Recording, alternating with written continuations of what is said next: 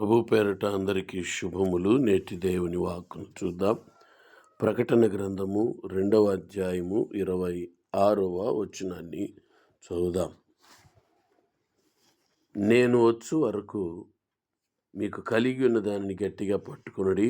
నేను నా తండ్రి వలన అధికారము పొందినట్టు జయించుచు అంతము వరకు నా క్రియలు జాగ్రత్తగా చేయవానికి జనుల మీద అధికారం ఇచ్చెదను.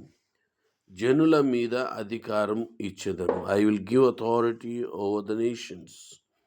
అధికారం ఇస్తానని దేవాది దేవుడు చెప్తున్నాడు. ఎవరికి ఇస్తాడు అధికారం? ఎందుకు ఇస్తాడు అధికారం? ఎవరికి? ఎందుకంటే ఎవరైతే జయించుచూ అంతము వరకు ఉంటారో, అనగా ఈ లోకంలో ప్రియమైన దేవుని బిడ్డారా, ఈ ఆత్మీయ యాత్రలో ఎన్నో ఒడిదుడుకులు, ఆటంకాలు, యుద్ధాలు, పాపముతో, శాపముతో, అపవాదితో మనం అనుక్షణము అనుదినము యుద్ధము చేయవలసిన వారమై ఉన్నాం. పాపమునకు దాసులం అవ్వకుండా లోకంలో ఉన్న పాపాన్ని నిరంతరం జయిస్తూ ఈ లోకంలో జయశీలులముగా ముందుకు వెళ్ళాలి.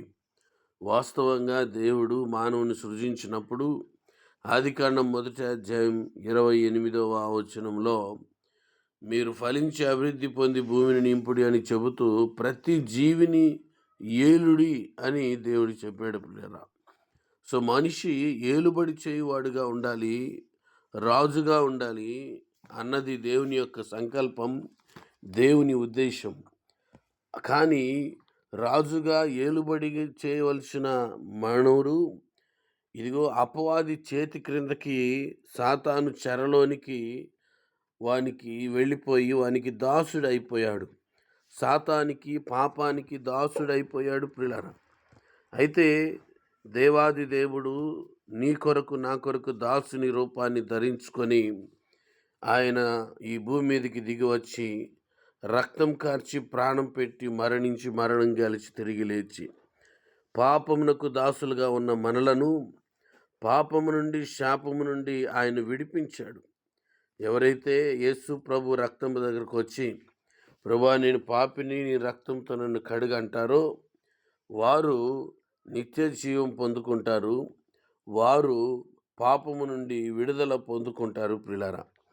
ఆ రీతిగా ఈ లోకంలో మనము నిత్యము అపవాదిని జయిస్తూ, అపవాది క్రియలను జయిస్తూ, శోధన వేదనకరమైన స్థితిగతులు ఎన్నైనా ఏవైనా అనుక్షణము వాటి మీద జయమును సాధించుచు మనం ముందుకు వెళ్ళాలి. ఇక్కడ ఒక మాట ఉంది చక్కగా ప్రకటన గ్రంథంలో, జయించుచు అంతము వరకు అనే మాట. సో ఈ లోకంలో మనం ఎంతకాలం అయితే జీవిస్తామో అంతకాలము అపవాదిని ప్రతిరోజు ఓడిస్తూనే ఉండాలి. వాడిని ఓడిస్తూనే నిత్య జీవంలో మనం ప్రవేశించాలి. సో అట్టి కృప పరిశుద్ధ ఆత్మదేవుడు మనకు అనుగ్రహించునుగాక. ప్రార్థన. పరిశుద్ధుడా, కృప కలిగిన దేవ, అయ్యా నా తండ్రి, మా బ్రతుకులో, మా జీవితంలో నిత్యము అపవాదిని ఓడిస్తూ, అపవాది క్రియలను జయిస్తూ ముందుకు సాగుటకై నీ కృప దయచేయమని యేసు నామములో అడుగుతున్నాము తండ్రి, ఆమేన్.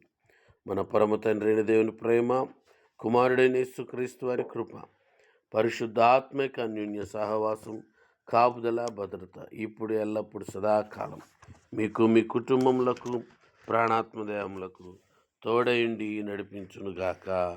ఆమేన్. ఆమేన్.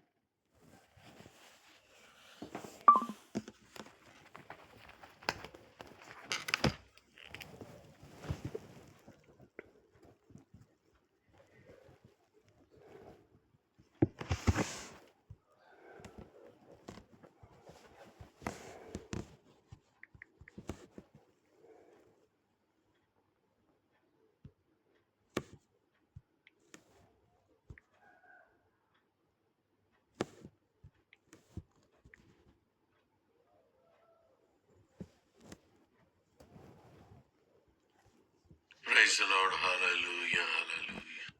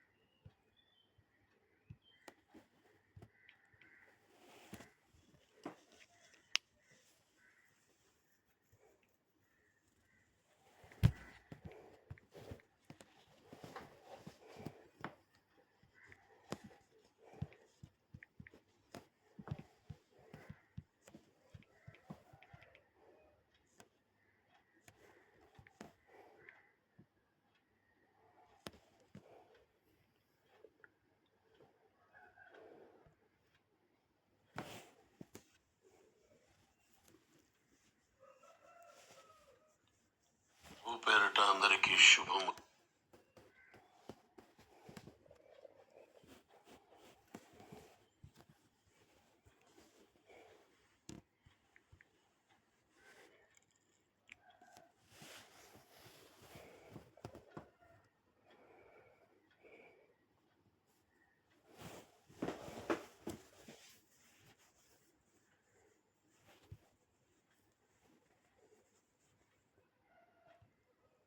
పేరట అందరికీ శుభములు. నేటి దేవుని వాక్కు చూద్దాం. ప్రకటన గ్రంథము 2వ అధ్యాయము 26వ వచనాన్ని చదువుదాం. నేను వచ్చు వరకు మీకు కలిగి ఉన్న దానిని గట్టిగా పట్టుకొనడి. నేను నా తండ్రి వలన అధికారము పొందినట్టు జయించుచు అంతము వరకు నా క్రియలు జాగ్రత్తగా చేయువానికి జనుల మీద అధికారం ఇచ్చేదను. జనుల మీద అధికారం